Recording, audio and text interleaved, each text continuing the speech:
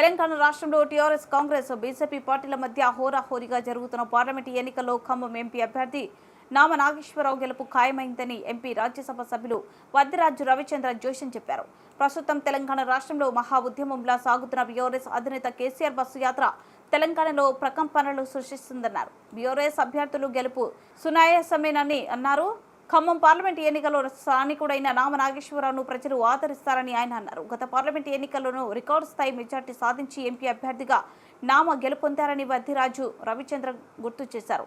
Khammam parliament పరిధిలోని 7 నియోజకవర్గాల్లో అత్యధిక మెజార్టీ సాధించి ఎంపీ అభ్యర్థిగా గెలిచి తీరుతామన్నారు. గడిచిన వారం రోజులుగా కేసీఆర్ బస్సు యాత్రకు విశేష స్పందన లభిస్తుందన్నారు. ఖమ్మం జిల్లాలో బీఆర్ఎస్ నాయకులు అందరూ ఉమ్మడిగా ఎంపీ అభ్యర్థి నామ గెలుపు కోసం కృషి చేస్తున్నామని, తప్పకుండా విజయం సాధిస్తారని ఆశాభావం వ్యక్తం చేశారు. రాజ్యసభ సభ్యులు ఎంపీ వద్దిరాజు రవిచంద్రతో మా కెరటం న్యూస్ ఖమ్మం జిల్లా ప్రతినిధి వనం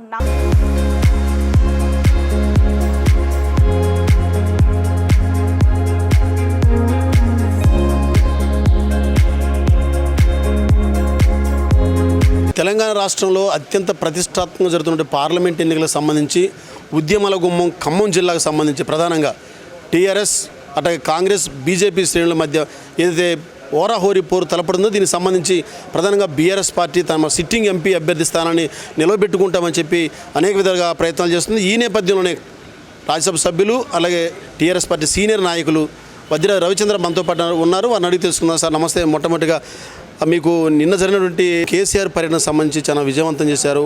కొత్త ఉత్సాహం, నూతన ఉత్సాహంతో బీఆర్ఎస్ శ్రేణులు ముందుకు కదులుతున్నారు. ఈ నేపథ్యంలో పార్లమెంటుకు సంబంధించి అత్యంత ఎక్కువ మెజార్టీ సాధించిన అభ్యర్థిగా మీ అభ్యర్థి గతంలో సాధించారు. ఈ ఎన్నికల్లో మీరు ఎలా ముందుకు పోతున్నారు? ఖచ్చితంగా కేసీఆర్ గారు చేసిన అభివృద్ధి 10 ఏళ్లలో సాధించినటువంటి అనితర సాధ్యమైనటువంటి అభివృద్ధి. 54 ఏళ్ళు 70 ఏళ్ళ స్వతంత్రం తర్వాత కూడా దాదాపు 40-50 ఏళ్ళు పాలించినటువంటి కాంగ్రెస్ వాళ్ళు కూడా ఎవరు చేయనంత అద్భుతంగా పరిపాలించడమే కాకుండా తెలంగాణ రాష్ట్రాన్ని ఉమ్మడి 10 జిల్లాలతో విభజిస్తే వచ్చినటువంటి రాష్ట్రాన్ని 33 జిల్లాలు చేసి ప్రజలకు దగ్గరగా పాలన, ప్రజల వద్దకు పాలనగా తీసుకెళ్ళి 33 జిల్లాలు చేయడమే కాకుండా ప్రతి జిల్లాకు ఒక కలెక్టరేట్ బంగ్లాలు ఇచ్చేసి దగ్గరగా తీసుకొచ్చారు అధికారాన్ని. ప్రతి జిల్లాలో కూడా దాదాపుగా అన్ని జిల్లాల్లో ఒక మెడికల్ కాలేజీలు ఇచ్చారు. దాదాపు 1100 గురుకుల విద్యాలయాలు ఇచ్చారు. విద్యపై చేశారు. వైద్యాన్ని కూడా చాలా ప్రయారిటీ ఇచ్చారు. హరీష్ రావు గారు ఆరోగ్య శాఖ మంత్రి అయిన తర్వాత ఎక్కడికక్కడ ప్రతి మండలంలో మినిమం 50 బెడ్లు 100 బెడ్ల హాస్పిటల్ కూడా ప్రతి కాన్స్టిట్యున్సీకి ఏర్పాటు చేసుకోవడం జరిగింది. ఆసుపత్రులు కోవిడ్ సిచ్యువేషన్ చాలా కంట్రోల్ చేశారు. ఎక్కడి నుంచి నష్టం జరగకుండా కేసీఆర్ గారు, హరీష్ రావు గారు బ్రహ్మాండంగా ప్రజలను ఆదుకున్నారు, కాపాడుకున్నారు. అవన్నీ ప్రజల్లో ఉన్నాయి.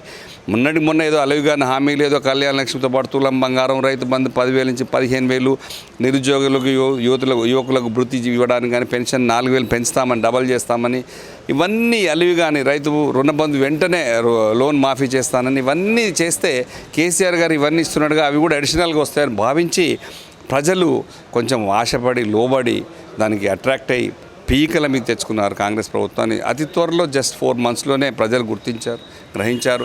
ఇవన్నీ అయ్యే పని కాదు. మన చేతిలో ఉన్నటువంటి బంగారం లాంటి కేసీఆర్ గారిని వద్దనుకున్నాం. ఖచ్చితంగా ఆ తప్పును సరిదిద్దుకున్నారు ప్రజలు.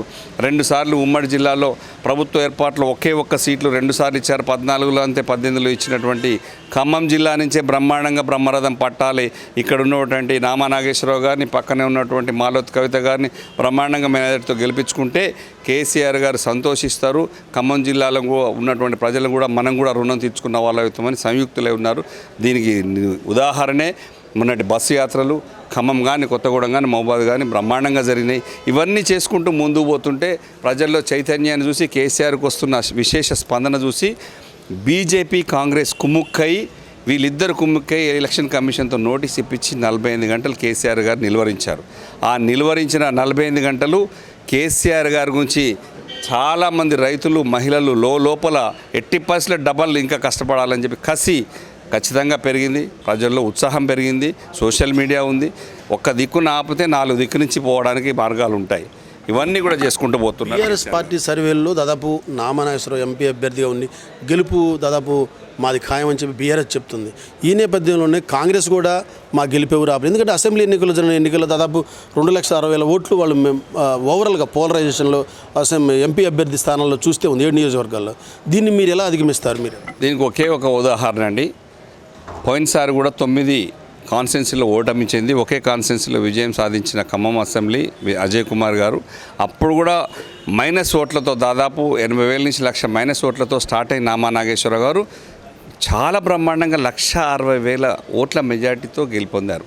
ఇంకొకటి ఏంటంటే ఆ ఎలక్షన్లో మాయలో పడి ఓట్లేసిన ప్రజలు ఇక ఎట్టి పరిస్థితిలో డిసైడ్ అయి ఉన్నారు, ఎట్టి పరిస్థితిలో కాంగ్రెస్ దగ్గర కూడా రానియొద్దని. ఎందుకంటే మహిళలకు 2,500 ఇవ్వాలంటే 5 నెలల్లో 12,500 ఇవ్వాలి. భృతి ఇవ్వాలంటే నిరుద్యోగులకు 4,000 చొప్పున 5 నెలల్లో 20,000 ఇవ్వాలి.